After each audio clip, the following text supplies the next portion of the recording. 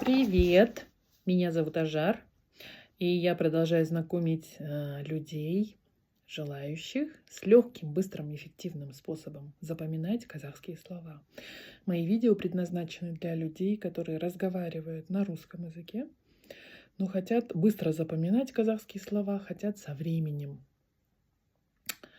увеличить свой словарный запас и, надеюсь, когда-нибудь в ближайшее время разговаривать на казахском языке и полностью понимать его.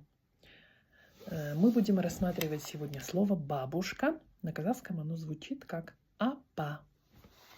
Для того, чтобы хорошо, быстро и эффективно запомнить какое-либо слово, нужно посмотреть на сам предмет, либо на его картинку. В данном случае вот картинка, дедушка, бабушка и много-много-много внуков. Вот бабушка – это и есть апа.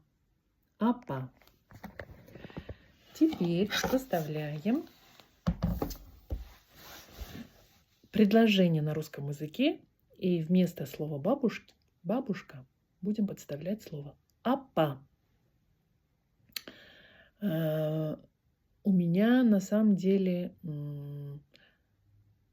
была только одна апа со стороны папы, потому что апа со стороны мамы умерла очень давно, когда еще мама была маленькой. Я помню, что моя апа читала намаз.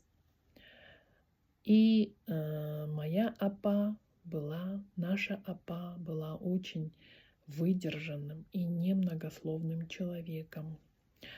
Наша апа родила и вырастила 10 детей.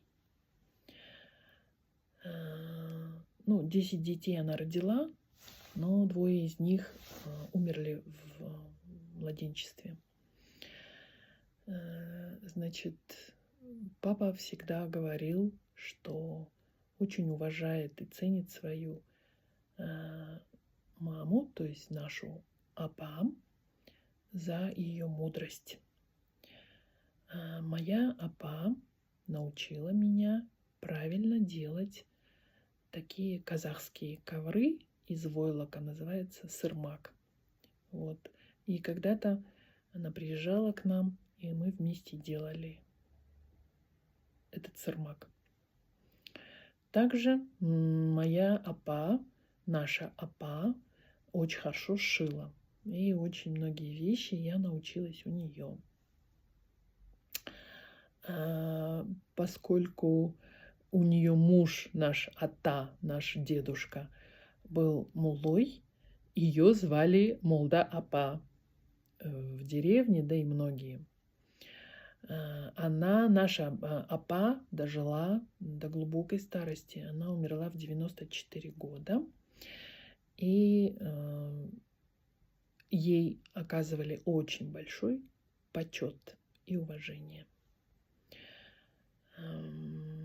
Вот таким образом составляете предложение.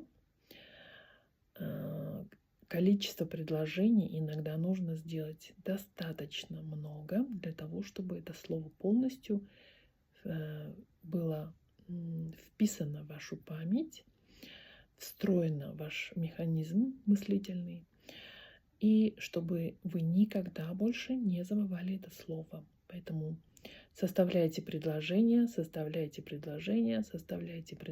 и в какой-то момент вы прям почувствуете, что оно стало вашим, и вы больше никогда его не забудете, и можете с легкостью использовать это слово. Слово апа.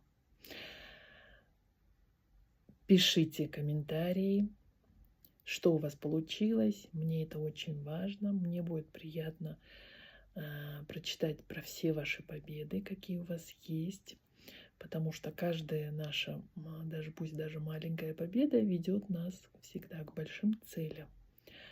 Поэтому спасибо за просмотр. Пока!